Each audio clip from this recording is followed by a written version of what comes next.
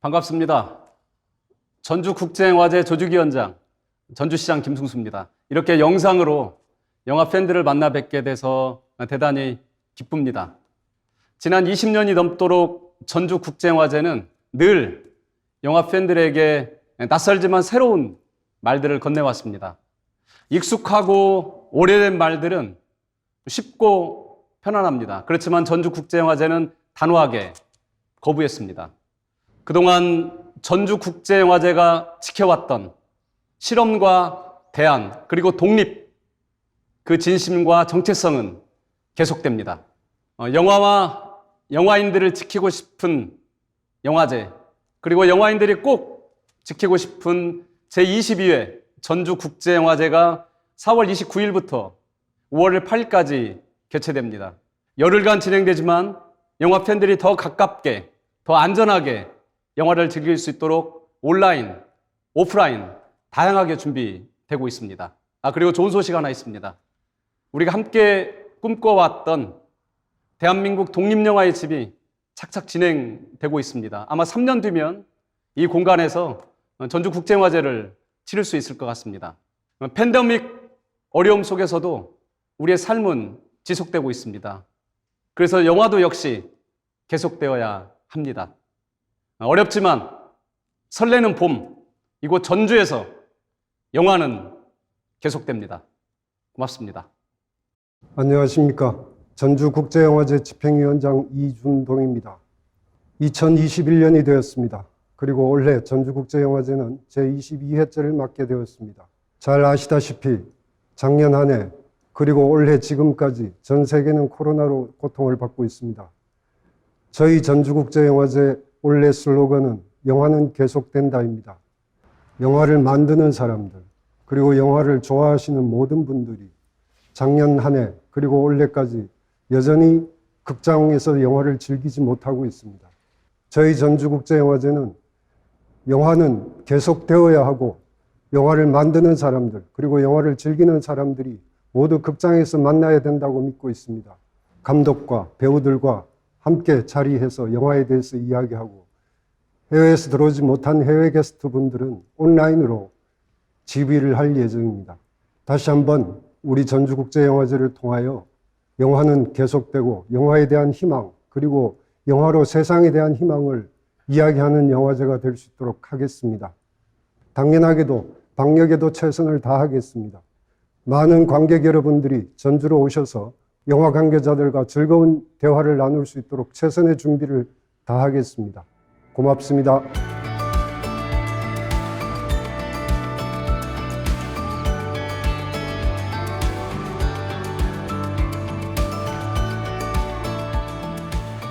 안녕하세요. 제22회 전주국제영화제 상영작 발표 진행을 맡게 된 배우 최희서입니다. 올해 전체 프로그램을 공개하는 자리에 작년에 이어서 함께할 수 있어서 정말 영광입니다. 코로나19 상황 속에서도 영화 창작을 향한 영화인들의 열정은 계속되었는데요. 팬데믹 시대, 여러 제한 속에서도 돌파구를 찾아 고민을 계속해온 영화인들이 그 결실을 전주국제영화제 온 오프라인에서 공개하게 되었습니다. 그럼 지금부터 고심에 고심을 거듭해 선정된 제22회 전주국제영화제의 프로그램을 하나씩 만나보겠습니다. 전체 섹션과 초청 작품들을 소개해 주실 문성경, 문석, 전진수 프로그래머님 안녕하세요. 네, 안녕하세요. 사실 제가 20회 때 한국 단편경쟁 심사위원을 맡았었고 또 작년에 상영작 발표 진행을 맡았었고요. 또 올해 이렇게 시작을 함께 할 수 있어서 정말 영광입니다. 당신은 믿지 않겠지만 이라는 영화로 또 찾아뵐 수 있어서 정말 기쁩니다. 작년 코로나19 상황에서도 전주국제영화제가 만들어낸 새로운 영화제의 풍경들이 있었어요. 저도 주의 깊게 살펴봤었는데요. 올해는 또 어떤 새로운 방식을 보여주실까요? 올해 영화제의 특징이라면은 우선 두 편의 그 특별전이 있습니다. 우선 스페셜 포커스 코로나 뉴노멀이라는 제목으로 여기 옆에 계신 문석 프로그래머님께서 기획을 하셨고요. 우리 삶에 침투한 이 코로나 팬데믹에 대해서 돌아보고 또 그 변화에 주목하는 작품들, 그리고 우리가 또 이걸 어떻게 앞으로 이겨나가야 될지에 대한 고민들, 이런 것들을 담은 작품들을 상영할 예정이고, 또 그 옆에 문성영 프로그래머님께서 기획하신 스페셜 포커스 인디펜던트 워먼이라는 또 여성 영화에 대한 아주 심오한 느낌을 받으실 수 있는 독립영화 감독님들 7분의 작품을 소개해드리는 아주 뜻깊은 자리가 될 것 같습니다. 그리고 또 전주 지역, 그 전북 지역의 지역 영화인들을 발굴하고 그들의 작업을 응원하기 위해서 저희들이 좀 더 다가가서 관심을 기울이고자 이제 지역 공모 프로그램도 저희가 이번부터 좀 더 힘을 주어서 시상도 소정의 상금이지만 지급을 할 예정이고요. 전주 프로젝트하고 연계가 돼서 또 지역 영화인들이 또 아주 그 유명하신 분들께 자기의 작품들을 디벨로핑할 수 있는 그런 자리도 또 소개해드리는 저희의 중매꾼으로 또 할 생각입니다. 많은 분들께서 가장 궁금해하시는 작품은 아무래도 영화제의 시작과 끝을 알리는 개막작과 폐막작일 텐데요. 개폐막작은 영화제의 색깔을 가장 두드러지게 보여주는 작품이라고 할 수 있겠죠. 올해 전주국제영화제 포문은 어떤 작품이 열게 될지 전진수 프로그래머님께서 설명 부탁드립니다. 예, 올해 개막작은 세르비아 작품입니다. 아버지의 길이라는 작품이고요. 스르단 고르보비치 감독님의 작품입니다. 세르비아의 그 외딴 작은 마을에 사는 그 가족 이야기인데, 아버지가 그 거의 뭐 일용 노동직에 가까운 일을 하고 계신데, 이 임금도 막 체불이 되고요. 2년째 체불이 됩니다. 그리고 뭐 워낙 먹고 살 게 없다 보니까 두 아이를 기르는 그 부인이 아버지 직장에 가서 밀린 월급을 달라. 근데 뭐 답이 없고, 그러다 보니까 분신을 하겠다. 해서 정말 자살을 기도하죠. 또 먹을 것도 없고, 뭐 변변한 가재 도구도 없는 집이다 보니 아이들을 시설 기관에서 이제 후견인에게 맡깁니다. 근데 아버지로서는 정말 참을 수 없는 상황이 벌어진 거죠. 두 아이들과 이제 떨어져서 살아야 된다는 것을 참지 못해서 계속 아이를 돌려달라 하지만 뭐 지방 정부에서는 뭐 법대로 하자. 이건 당신은 지금 아이들을 기를 여력이 없다. 해서 계속 아버지를 돌려보냅니다. 결국 중앙정부까지 가서 이걸 항의하고자 아버지가 이제 길을 나서게 되죠. 정말 뜨거운 부정과 정말 이 현대 사회에서 어정쩡한 그 사회보장제도가 얼마나 또 그런 어려운 가정들에게는 상처가 되고 또 오히려 위로가 되지 못하는 허울뿐인 제도가 되지 않는가라는 좀 반성도 느끼게 해주는 정말 좀 먹먹한 작품이고 가슴 따뜻해지는 작품이기도 합니다. 네, 꼭 스크린에서 한번 보고 싶네요. 그러면 영화제의 마지막을 장식하는 폐막작은 어떤 작품일까요? 예, 올해 폐막작은 애니메이션 작품으로 골랐습니다. 조셉이라는 작품이고요. 오렐이라는 프랑스의 만평가가 감독을 했습니다. 이분은 뭐 르몽드 신문에 만평을 기고하시는 분인데 그 정도로 뭐 유명한 만평가죠. 이분이 어느 날 그 조셉이라는 스페인 출신의 그 일러스트레이터의 작품을 보고 감동을 받아서 이분의 삶을 돌아보게 됩니다. 그 삶을 돌아다 보니까 정말 파란만장한 거죠. 스페인 내전 때 프랑스로 넘어와서 국경의 수용소에 감금이 돼 있다가 그 이후엔 멕시코로 또 넘어가서 화가 그 프리다 칼로 아시죠? 그분의 연인으로 또 서로 사랑도 나누시다가 미국으로 건너가서 거기서부터 본격적으로 일러스트레이터로 활동을 하신 정말 20세기의 훌륭했던 예술가의 모습인데 무려 10년 동안 준비 기간부터 완성까지 10년이 걸린 대작이고요. 그만큼 정말 그림체들이 굉장히 독특하지만 또 우리에게는 조셉이라는 예술가의 삶을 통해서 많은 것들을 느끼고 생각하게 해주는 그런 작품이라 저희가 폐막작으로 골랐습니다. 올해 국제경쟁 출품작 수가 398편이었다고 들었습니다. 작년에 비해서 조금 줄어든 숫자지만 작년 1년 동안 코로나 팬데믹이었던 걸 감안해 보면 굉장히 큰 숫자인 것 같아요. 두드러진 특징에 대해서 좀 이야기를 먼저 나눠볼까 합니다. 가장 큰 특징 10편 중에 6편이 여성 감독님 작품입니다. 세계적인 추세로 보자면 정말 여성 감독님들의 약진이 두드러지고 있지 않나라는 생각이 들고요. 이런 현상은 앞으로도 이제 계속될 거라고 생각을 합니다. 내용적인 측면에서 보자면 이 가족 이야기를 다룬 그리고 개인적인 아주 사적인 다큐멘터리부터 시작해서 아프리카 난민 문제를 다룬 작품들도 있고 또 시리아 내전 이야기를 다룬 그 와중에 또 예술을 계속하겠다는 피아니스트의 이야기를 담은 작품도 있고 어떤 극단적인 상황을 다룬 작품들도 많습니다.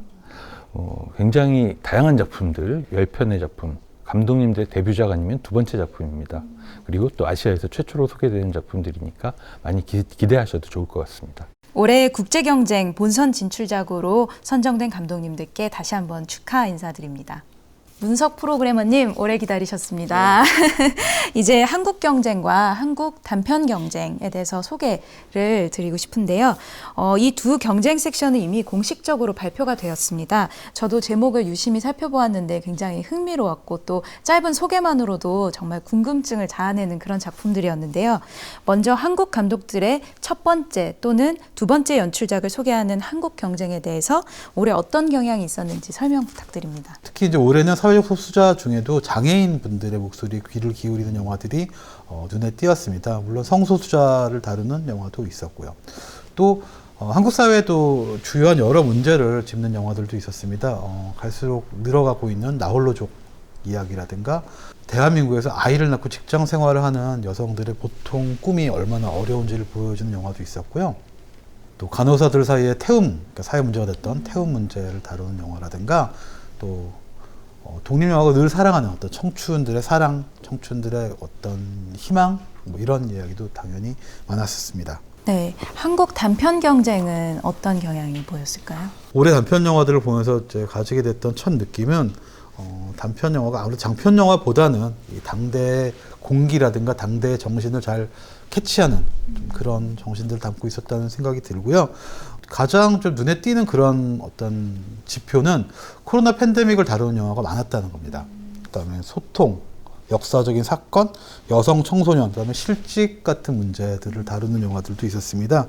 성향적으로는 아주 실험적이거나 또 애니메이션, 아주 재기 있는 애니메이션들도 많았습니다. 그리고 뭐 이성, 동성 그런 사랑들을 다루는 이야기들도 당연히 많았고, 아무튼 관객분들께서는 이렇게 다양한 이야기 안에서 새로운 목소리와 새로운 스타일, 그리고 새로운 감독과 새로운 배우, 이런 분들을 만나실 수 있게 될 것 같습니다. 네, 짧고 굵은 단편들도 많은 기대 부탁드립니다. 전주국제영화제에서 빼놓을 수 없는 대표 섹션이죠. 전주 시네마 프로젝트입니다.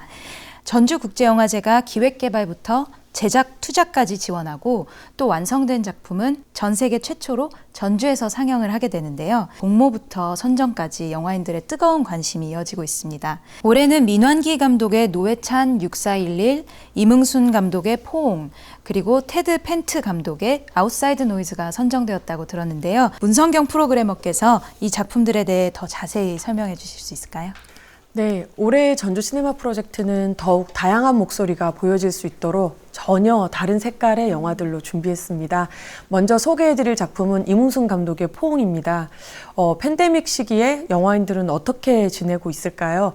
이런 상상을 시작해서 시작된 프로젝트고요. 위로공단, 우리를 갈라놓는 것들로 알려진 이문순 감독이 전 세계 다양한 영화인들이 직접 촬영한 이미지와 개인적인 사연, 그들의 꿈, 을 재구성해서 한 편의 영화로 만들었습니다. 팬데믹 상황을 지나는 영화인들의 현실과 또 무의식을 한 편의 영화로 만나볼 수 있는 작품이 되지 않을까 기대를 모으고 있습니다. 두 번째 영화는 테드 펜트 감독의 아웃사이드 노이즈입니다. 테드 펜트는 굉장히 젊은 감독인데요. 또 그렇지만 장인 정신을 가진 감독이라고 할 수 있습니다. 이 16mm 카메라로 그리고 또 16mm 필름으로 거의 모든 걸 손을 통해서 작업을 완성하는 감독인데요.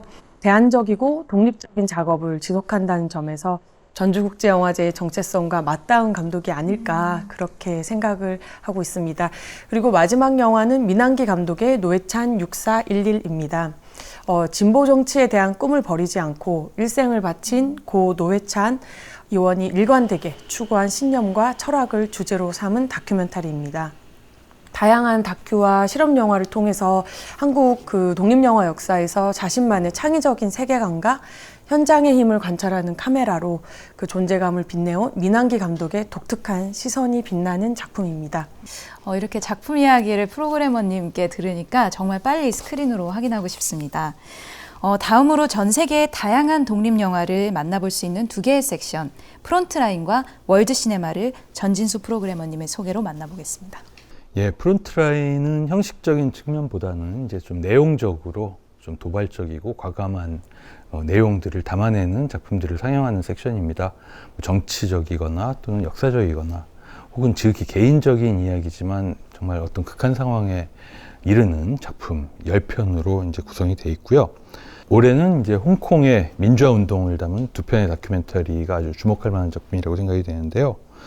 이 영화들은 정말 무수한 홍콩의 저널리스트들이 그리고 또 다큐멘터리 작가들이 협업을 통해서 이제 만들어냈다는 점에서 정말 우리나라도 이제 1인 매체라는 부분들이 굉장히 앞으로 주목을 받고 있는데 이미 바로 그런 부분들이 영화화되는 과정들을 또 만날 수 있다는 점에서도 흥미롭고요. 또 하나의 작품을 소개해드리자면 이제 이란의 가족 이야기입니다. 전통을 고수하려는 아주 보수적인 생각과 현대화의 물결을 또 거스르지 않겠다는 그런 두 생각이 늘 부딪히는 곳이 이제 이란인데 그 파열음을 내는 한 가족의 모습들을 보여주면서 서사하는 그런 작품으로서 이 가족의 투시도라는 제목을 가지고 있습니다. 월드 시네마 섹션에서 몇 편 소개해드리자면 이제 언프리티 DJ라는 아주 흥미로운 작품이 상영이 됩니다. 여성 DJ들에 대한 이야기예요. 이게 빌보드지가 선정한 세계 100대 DJ가 있습니다.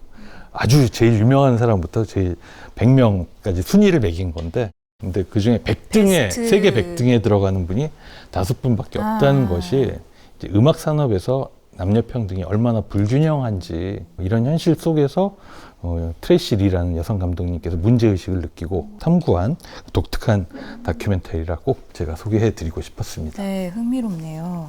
또 월드 시네마에서 제가 한 번 더 짚고 넘어가고 싶은 부분이 있는데 올해 월드 시네마 작품들을 독특한 주제로 따로 엮어낸 미니 섹션이 있다고 들었습니다. 바로 월드 시네마 스포츠는 여성의 것이라고 하는데요. 제목을 딱 들으니 제가 이제 개인적으로 데뷔작에서는 엮기를 들었고 그리고 저의 이제 장편 주연작에서는 달리기를 했던 스포츠 영화와 뗄래야 뗄 수 없는 배우였습니다. 제가 그래서 좀 굉장히 흥미로운데요. 이 섹션에 대해서 좀 작품들을 설명 부탁드립니다. 그 이제 역도 영화 찍으실 때 제가 아직도 생각나요. 근데 이번에 저희 역도 영화가 있어요. 정말요? 그래서 제가 너무 반갑다는 생각을 꼭 했었고. 봐야겠어요. 네. 근데 이제 이미 영화를 찍으셔서 잘 아시겠지만 지난 굉장히 오랜 시간 동안 역사에서 스포츠는 뭐 정복력, 강인함 이런 것을 상징하면서 남성의 것이라고 여겨져 왔는데 사실 조금만 깊이 들여다보면 그렇지 않다는 것을 아실 수가 있고 그리고 또 이 섹션에서 소개하는 이 뭐 배구, 체스, 서핑, 역도 같은 영화들을 통해서 다큐멘터리들이 방금 말씀드린 내용을 입증하는 사례가 아닐까 그런 생각을 합니다. 첫 번째 소개해드릴 작품은 혹시 아실 수도 있는데 일본의 방직공장의 여성 노동자들이 이제 아마추어 배구팀을 만들어서 무패 행진을 해 나가다가 전 세계 대회에서 1964년 올림픽까지 진출하는 사례가 있었어요. 거의 기적 같은 실화이고 사실은 말이 안 되는 거잖아요. 낮에는 방직 공장에서 일을 하다가 배구 선수가 돼서 올림픽까지 진출한다는 게. 그러나 이러한 기적에는 항상 그 뒤에 수많은 이야기가 있기 마련이기 때문에 여러분들이 영화를 통해서 꼭 그 내용들을 조금 확인해 보시면 좋지 않을까 싶고요. 또 한편의 영화는 조지아의 전설적인 여성 체스 마스터 사인에 대한 영화입니다. 네. 여왕에게 영광이라는 영화인데요. 제가 처음에 이 다큐를 보면서 넷플릭스의 퀸즈 갬빗 보셨는지 그러게요. 모르겠어요. 그 영화가 떠올랐어요. 네. 그래서 이제 퀸즈 갬빗을 보면 이렇게 상상에 누워서 이 여주인공이 상상하는 장면이 있는데 굉장히 체스는 침착하지만 머릿속에서 뭔가 이렇게 그 짧은 시간에 온갖 전략들이 오고 가는 걸 보고 체스는 생각으로 기적을 일으키는 스포츠구나. 두뇌 스포츠죠. 그렇죠. 네네. 그런 생각을 했고요. 사실 저는 숨쉬기 말고는 제대로 할 줄 아는 운동이 없어서. 저희도 마찬가지인데요. 그래서 이제 남이 하는 스포츠를 보면 즐기면서 긴장하지 않고 편안하게 관람하지 않았나 정말 생각합니다. 기대됩니다. 그것도 여성의 스포츠 이야기이기 때문에 더욱더 또 흥미로운 것 같습니다. 다음으로 시네마 천국에 대해서 이야기해보고 싶습니다. 가족들이 함께 즐길 수 있는 섹션이죠. 5월 가족의 달 연휴에 열리는 영화제와 굉장히 잘 어울리는 섹션인데요. 올해는 어떤 작품들이 소개될까요? 가족 말씀을 하셔서 이 작품부터 소개를 해드리겠습니다. 전주의 가족. 예, 전주의 가족 최희서 배우님께서 주연을 맡으신 작품이죠. 일본의 감독님 이시유 유야 감독님의 당신은 믿지 않겠지만이라는 제목으로 상영이 될 작품입니다. 실패한 소설가가 이제 뭐 형의 꼬임으로 한국으로 이제 넘어와서 사기도 당하고 뭐 거기서 벌어지는 상처받은 마음을 또 다른 한국 가족을 만나면서 또 치유하는 과정을 담은 이야기인데, 오다기 리조하고 이케마치 소스케라는 정말 일본의 매력적인 배우들, 정말 연기하실 때도 굉장히 즐거우셨고 좀 네. 많이 배우셨을 것 같기도 하고 네, 그렇습니다. 너무 좋았습니다. 저희 코로나가 이제 심해지기 전에 작년 2월, 3월 강릉에서 찍었는데요. 굉장히 친근하시고 또 열심히셔서 제가 정말 보고 많이 느끼고 배웠고요. 혹시 반려견 키우십니까? 네, 저는 아주 강아지를 사랑하는. 아유, 그러면 네. 전주에 오셔야 되겠는데요. 이번 작품은 반려견 이야기인가요? 예, 제목부터 강아지와 함께한 날들이라는 아르헨티나의 다큐멘터리입니다. 정말 다양한 견종의 강아지들이 나오고요. 아르헨티나의 또 다양한 견주들이 도대체 이 강아지들과 나와의 인연이 어떻게 생겼고 그것들을 담담히 이야기하고, 반려견이란 인간에게 도대체 무엇일까라는 철학적인 질문을 던지는 견주부터 유기견을 또 보살피는 견주, 이렇게 다양한 견주들의 모습이 나오고, 전주시청 광장에서 아마 이 작품을 야외 상영하게 될 것 같아요, 저희들이. 그래서 강아지와 견주분들이 함께 보실 수 있는 그런 상영회를 마련하려고 준비 중입니다. 매해 독립예술영화계 거장들의 작품을 집중 조명하는 마스터즈 섹션도 있죠. 문성경 프로그래머님의 설명을 한번 들어보겠습니다. 네, 마스터즈는 거장들의 신작을 소개하는 섹션입니다. 오늘 소개할 두 편의 영화 중에서 첫 번째 작품은 페드로 알모도바르 감독의 휴먼 보이스인데요.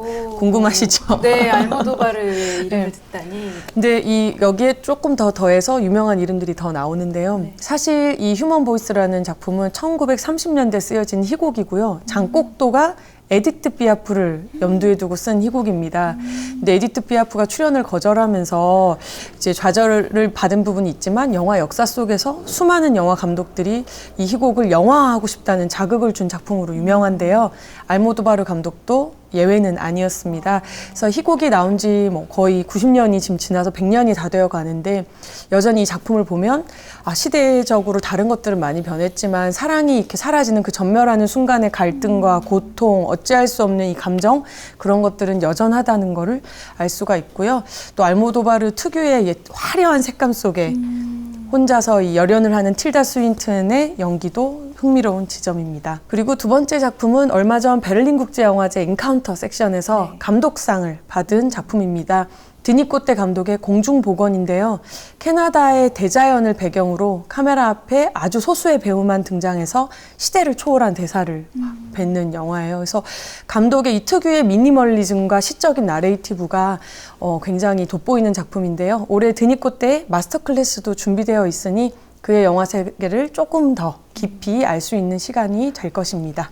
다음으로 한국 독립예술영화의 최신 흐름을 한눈에 조망할 수 있는 코리안 시네마 섹션을 살펴보겠습니다. 올해 주목할 만한 한국 영화를 문석 프로그래머님께서 소개 부탁드립니다. 네, 첫 번째 추천작은 김진혁 감독님의 여파라는 다큐멘터리인데요. 김진혁 감독님은 원래 EBS PD로 일을 하셨어요. 근데 전 정권 때 이 반민특위에 대한 다큐멘터리를 만드셨는데 어느 날 다른 부서로 가라고 명령을 내리신 거죠. 그러니까 그러면서 이 영화를 사실상 무산시키게 됩니다. 그리고 이제 여기에 화가 나신 김진혁 감독님은 회사를 나와서 이제 한예종 교수로 지금 활동하고 계시고, 한참 이제 시간이 지난 뒤에 한 5년이 흐른 뒤에 감독님 갑자기 다시 반민특위에 대한 본인이 만들었던 다큐가 떠오르고 그때 만났던 분들 다시 만나고 싶게 됩니다. 그래서 반민특위에 대한 다큐이고 또 반민특위에 대한 다큐를 엎었던 사람이 다시 다큐를 만드는 과정에 대한 또 다큐, 그러니까 메타 다큐의 어떤 의미를 동시에 갖는 영화입니다. 두 번째 제목은 좀 특이한 제목입니다. 튤립 모양이라는 영화인데요. 양윤모 감독님의 데뷔작입니다. 기이한 사랑 이야기죠. 여기서는 유다인 씨가 일본에서 온 여성 역할을 하는데요. 이 여성은 도쿄에서 정말 비가 오는 날 공중전화 박스에서 어떤 남자를 만나는데 그 사람이 공주에서 왔다는 얘기만 듣고 그냥 무작정 공주로 오게 됩니다. 그 남자를 찾아서요. 그리고 또 반대편에는 일본 고전 영화 매니아인 한국 남자가 있는데 그 남자가 좋아하는 너무 사랑하는 흠모하는 여성 배우가 마침 공주를 찾은 유리코와 완전 똑같이 생겼다고 생각을 합니다. 그래서 두 분이 만나면서 이제 벌어지는 이야기를 그리는데 굉장히 특이한 사랑 이야기이니 이 봄철과 좀 어울린다고 생각이 들고요. 네, 이번에는 전주국제영화제에서만 만나볼 수 있는 특별한 섹션 이야기를 해볼까 합니다.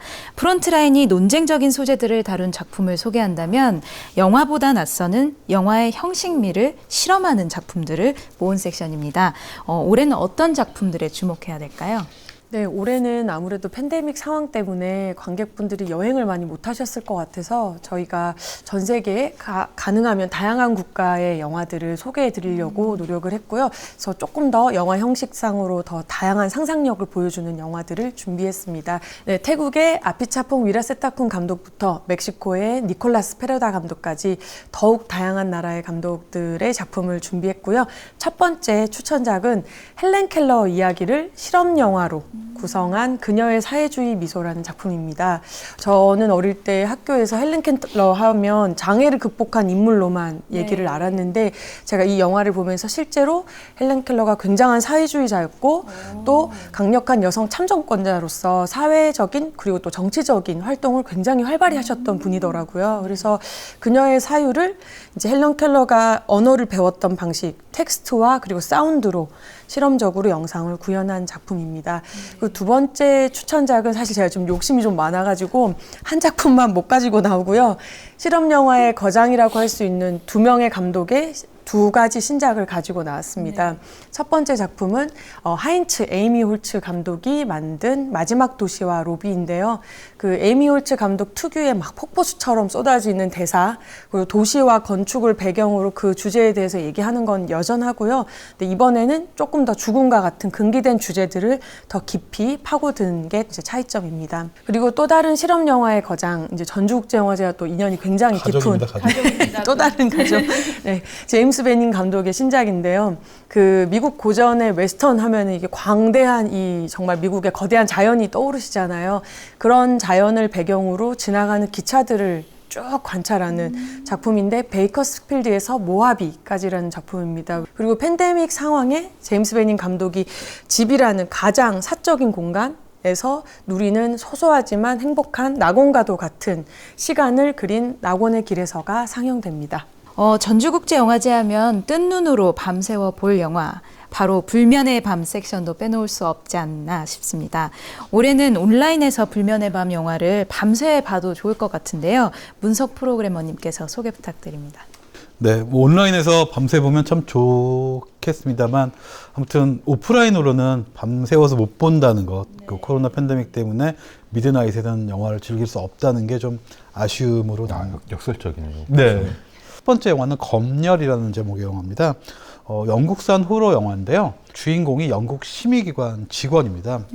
이니드라는 분인데 이 사람한테는 굉장히 어두운 과거가 있습니다. 자기의 여동생을 어디선가 잊어버렸고 본인은 그걸 전혀 기억하지 못한다는 겁니다. 이런 어떤 어두운 과거 때문에 이분은 그 굉장히 가혹하게 검열을 하는 취향이 있습니다. 이거는 어떤 그런 이 이니드를 따라가는 이야기와 함께 또 80년대 굉장히 화려했던 영국 호러 영화에 대한 또 오마주이기도 하기 때문에 굉장히 그 호러 팬이라면, 장르적인 팬이라면 또 이렇게 그런 관점에서 바라볼 수도 있을 법한 영화고요. 또 하나는 크립토주라는 애니메이션입니다. 이 영화 정말 두 분 다 보셨는데요. 이 시대적인 배경이 되게 중요한데요. 이 1960년대 샌프란시스코입니다. 베트남전이 펼쳐지고 있고 흑인 민권운동, 그다음에 여성들의 민권운동이 벌어지고 있고 굉장히 혼란스럽지만 무언가 새로운 질서가 만들어지고 있는 그런 시대를 배경으로 하는데요. 또 그 시대에 유행했던 사이키델릭 음악이 배경에 또 깔립니다. 이 영화의 굉장히 중요한 공간은 크립토주라는 공간인데 이건 신화 속에나 존재할 법한 동물들을 보호하고 있는 주, 그러니까 동물원입니다. 근데 이곳에 이제 그 미군이 뭐 어떤 동물을 찾아서 쳐들어오면서 이것을 보호하고 있는 사람과 미군이 맞서 싸우는 이야기인데요. 정말 보지 않으면 설명이 안 되는, 하지만 정말 보시면 완전 이렇게 반하실 만한 그런 영화입니다. 자, 이제부터가 하이라이트가 되지 않을까 싶습니다. 전주국제영화제가 그의 가장 중요한 이슈를 제시하는 특별전, 스페셜 포커스에 대해 이야기할 시간인데요. 앞서 전진수 프로그래머가 소개하셨다시피 올해는 2개의 주제가 준비되어 있습니다. 먼저 전 세계인의 삶에 영향을 준 코로나 팬데믹을 주제로 한 스페셜 포커스, 코로나 뉴 노멀 섹션 영상 보고 이야기를 이어나가 볼까요?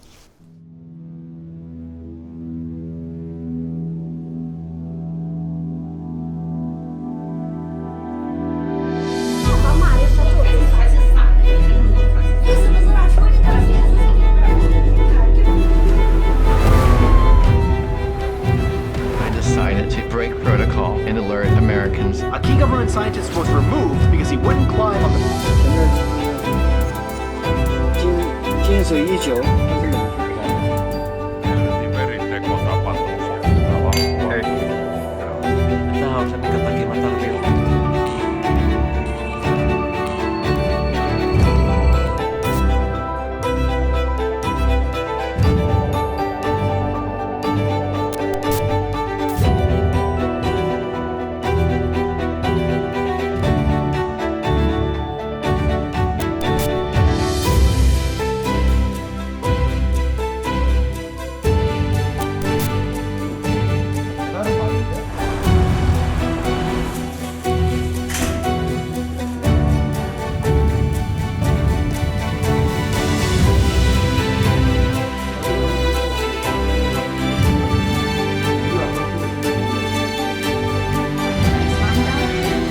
It's always the same, I suppose.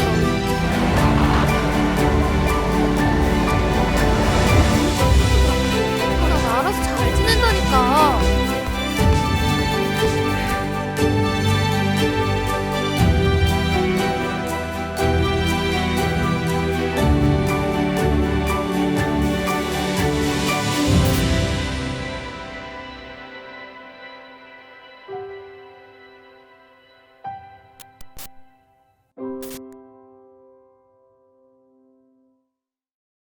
네, 영상 잘 봤습니다.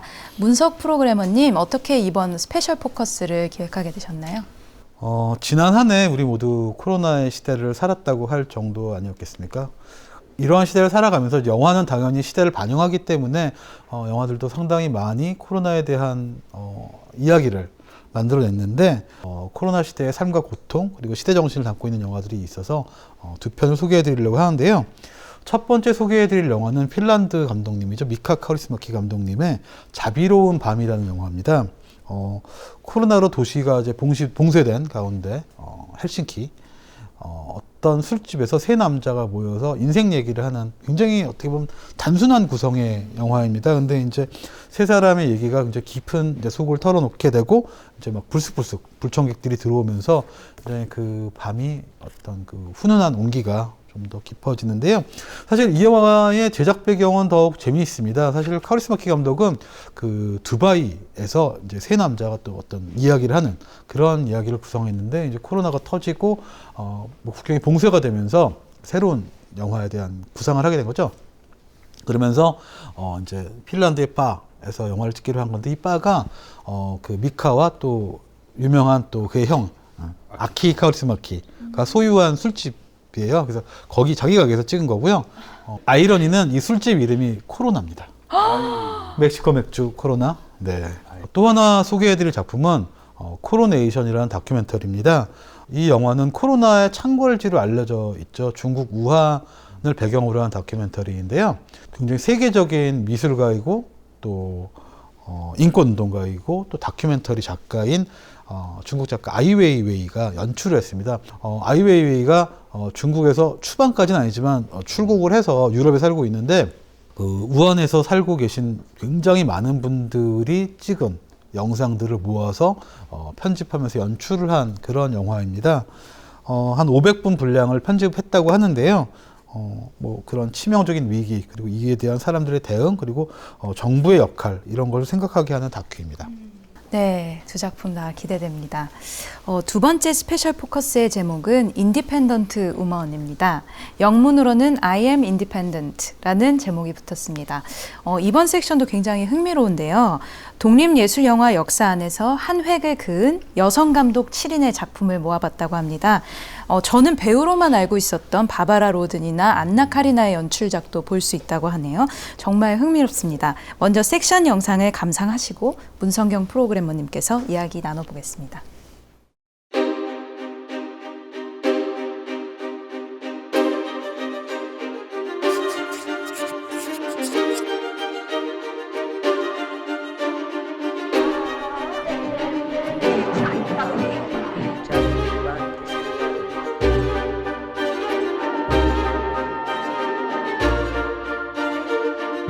Qualche rapina, amore, consolazione.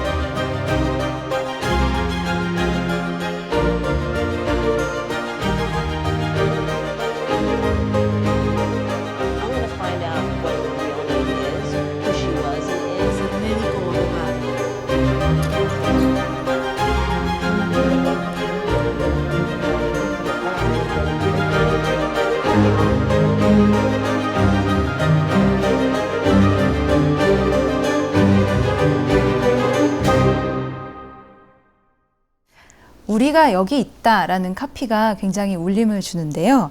문성경 프로그래머님 설명 부탁드립니다. 제가 이렇게 전주국제영화제에서 일을 하면서 만난 훌륭한 독립영화나 실험영화들은 대부분 주류 시스템에 의존하지 않고 또 관습적인 어떤 영화 언어로부터 좀 벗어나는 굉장히 혁신적이고 창의적인 작품들이 많았습니다. 그래서 지난 20년 넘게 이제 전주국제영화제가 지지해오고 전주국제영화제의 정체성이라고 할 만한 어떤 정수와 같은 독립영화, 실험영화들을 역사 속에서 한번 찾아봤는데요. 그래서 그 첫 번째로 이번에는 여성 독립영화 7인을 한번 소개해 보려고 합니다. 네, 세계대전 후에 이탈리아에서 처음 활동한 여성 다큐멘터리스트 체칠리아 만지니 감독, 그리고 한국의 이 70년대 보수적인 유신 정권 아래에서도 여성 영화인의 활동과 실험 영화를 굉장히 이끌고 상영을 이끌었던 하노키 감독, 그리고 이란 유시네마의 선구자 포르 파로우자드 시인이기시도 하시고요, 이분은. 그리고 뉴 아메리칸 시네마의 대표작을 만든 바바라 로든, 그리고 프랑스 뉴웨이브의 어떤 대표적인 얼굴이죠. 안나 까리나 배우님이 실은 알고 보면 상업 영화가 아닌 독립 영화를 만든 아주 초기 작가로 이름을 올리신 분이세요. 그래서 안나 까리나 감독, 또 뉴퀴어 시네마의 이런 용어가 출발한 이후에 여성, 흑인, 레즈비언이라는 정체성을 가지고 극영화를 최초로 만든 쉐를 두니에이, 그리고 뉴 아르헨티나 시네마의 대표 주자 알베르티나 까리까지 총 7명의 감독이 그 주인공입니다.